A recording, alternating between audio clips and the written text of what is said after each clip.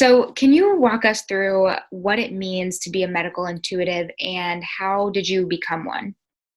When I was 18, I took some Reiki and some shamanism, and through sort of a synchronistic series of events, ended up meeting my medicine teacher, who is on the other side now, but was, with me for 24 years of my life or something like that.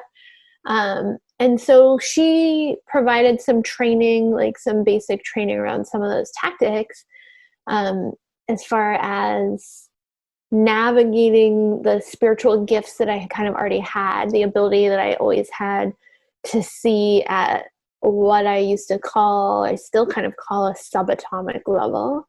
I always saw those things, even as a child, especially when I was outside. I saw a lot of that. So fast forward now to 25 years later, the last 20 years I've worked as a medical intuitive. And what that is finding the root cause of mild to moderate health issues. That's one of the things that I do. And really what I do is talk to people's spirit guides. So I talk to people's spirit guides about whatever they bring to the session. A lot of times it's something that has to do with a physical ailment. And so the guides will bring me in to find the root cause, which could be an ancestral energy that was passed down. It could be something genetic. It could be something environmental. It could be a trapped emotion. It could be a thought. It could be an experience. It could be a deficiency in a particular vitamin or mineral. It could be deregulation of the brain. It could be something that's not functioning correctly in an organ. Whatever it is, we find the absolute root cause, then we go up and out from there. So how do we mitigate the cause? So for example, if somebody had, let's say somebody was having hormonal problems. And so we went in, we discovered that the liver wasn't metabolizing excess estrogen correctly. Then we discovered deeper than that, that was because the liver was overwhelmed with toxins or heavy metals or something else. And then we went even deeper than that and found that there was a trapped energy of sadness from an ancestor that was then built upon by the person that was trapped in the liver and acting like a magnet to hold the heavy metal in place that was impairing liver function. So we go all the way to the bottom of that. We take out the magnet, which would be the sadness energy. Then we go out from there. How do we take these heavy metals and toxins out of the body? And then how do we restore endocrine function? So that's like an example of how it might work. So I guess the short answer is I find the root cause, or actually I help you, the client, find the root, open the door to find the root cause of mild to moderate health ailments, or prevent them too. So if we can ideally prevent them before it happens, it's even better. I'm sure that a medical intuitive is not something that every person is familiar with, especially those going through medical issues. Sure. So what's your advice on when somebody should see a medical intuitive? And maybe do you have a story that you really love from a time that you've helped somebody heal? Sure. So you can see a medical intuitive kind of whenever you feel so compelled. And I always tell my clients that it's not, I never want to replace your health practitioner or your doctor for that matter. We need them too. It's my job to help you get other information that can guide the process, basically. So, someone might come to me because they want to talk to their spirit guides about their career or their love life or their life's purpose or things like that. In the case of medical things, if you have, kind of a stubborn, persistent, mild to moderate list of symptoms or ailment that you aren't finding the right solution for yet, that can be a good time to come and see me. And that's a lot of times those are the people I get. Actually, a really good story is a man came in within the last year or so. He came in for the fact that his thyroid was under functioning, and he was treating it, but still feeling all the symptoms. So tiredness, hair loss, weight gain. His, endocrinologist was saying, no, your levels are good. So he was kind of coming saying, why am I having these symptoms? So what we found, this was a really kind of trippy one.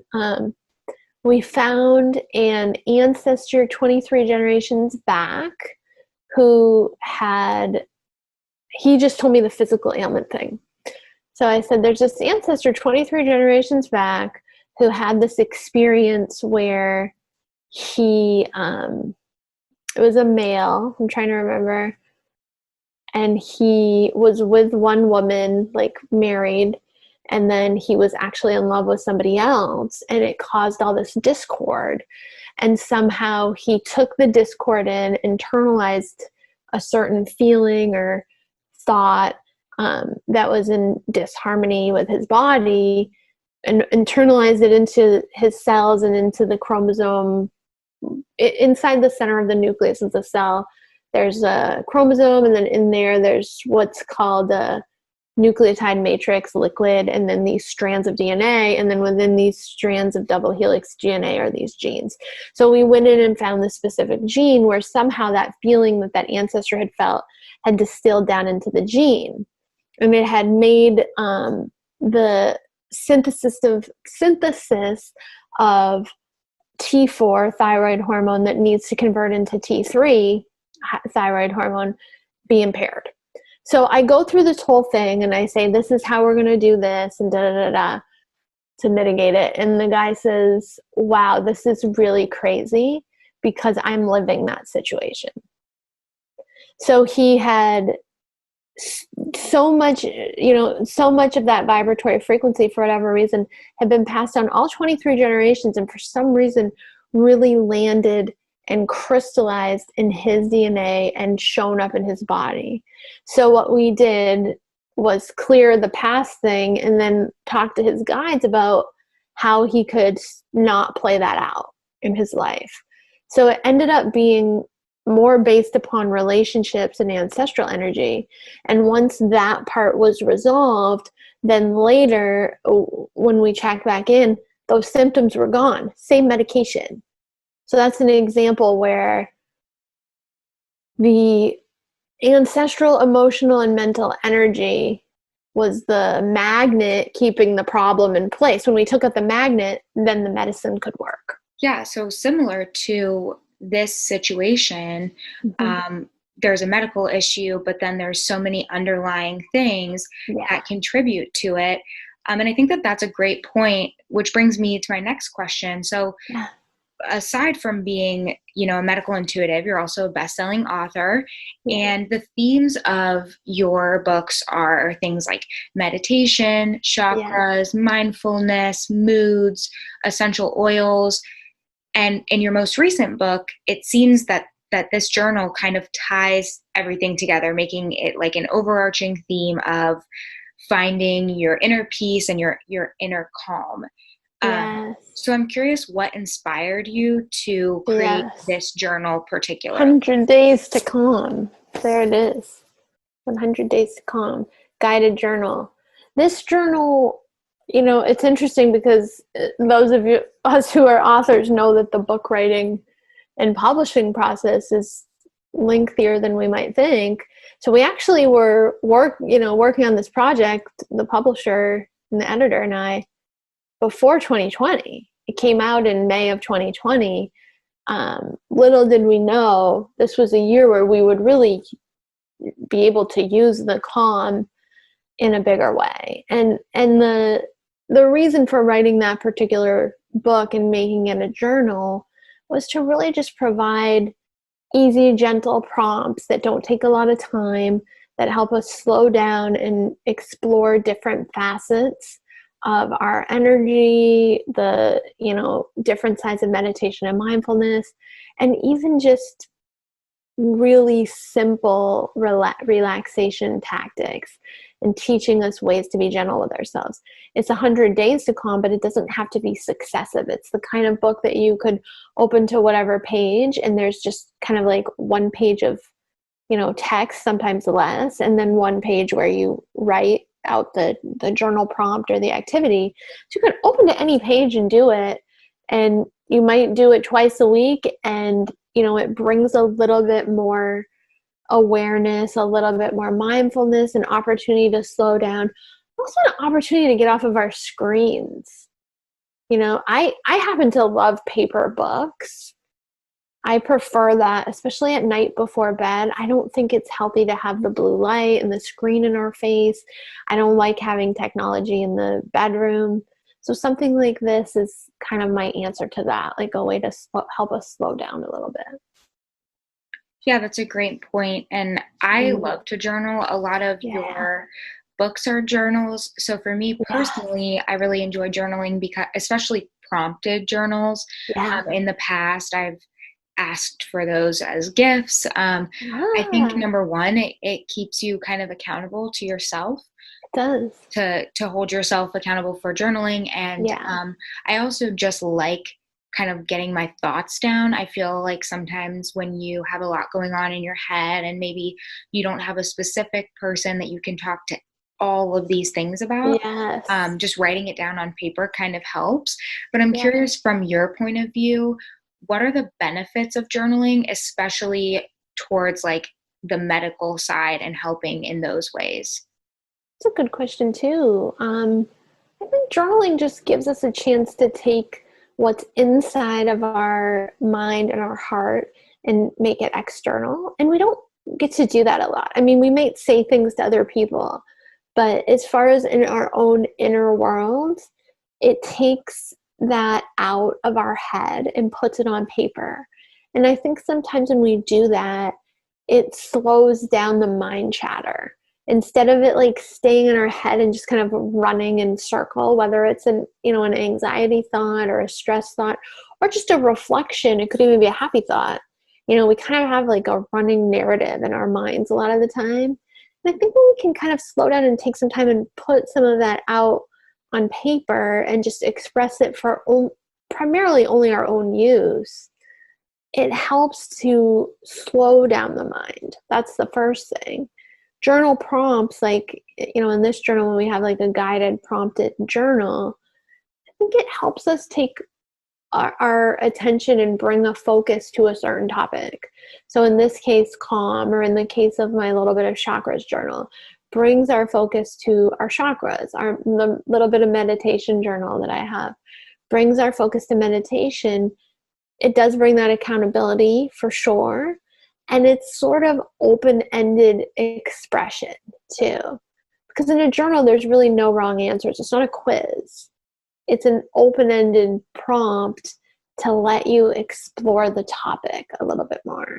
Yeah, I agree. And I love, journaling. And it's funny, when we met last year, I told you that I actually own some of your books before we met, or even knew that I was meeting you. I think the year prior to meeting you, I had gotten a few of them for Christmas, and so had my sister. So cool. So cool. Yeah, but going off of that, I always like to kind of wrap up my interviews with a lighthearted, fun question. So my question for you is, although you're a best-selling author, I want to know, what is your favorite book you've ever read, a book you absolutely love, and why? What a good question. Can I give more than one? Like categories, maybe? Okay. So for this kind of topic, like the meditation-y topic, I love The Untethered Soul by Michael Singer. Just such a fabulous book.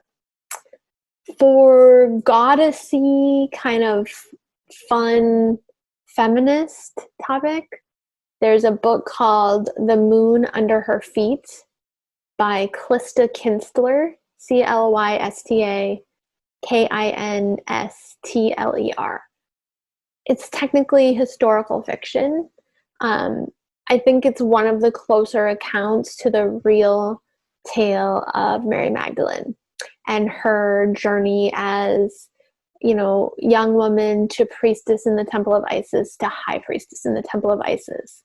The Magdalene was the high priestess in the temple of Isis. That's one of my favorite books. And then for like fiction, I have hilarious taste. You're going to laugh. You're too young to have heard of this author, but there's an author named Judith Krantz, who was like a 1980s romance novelist.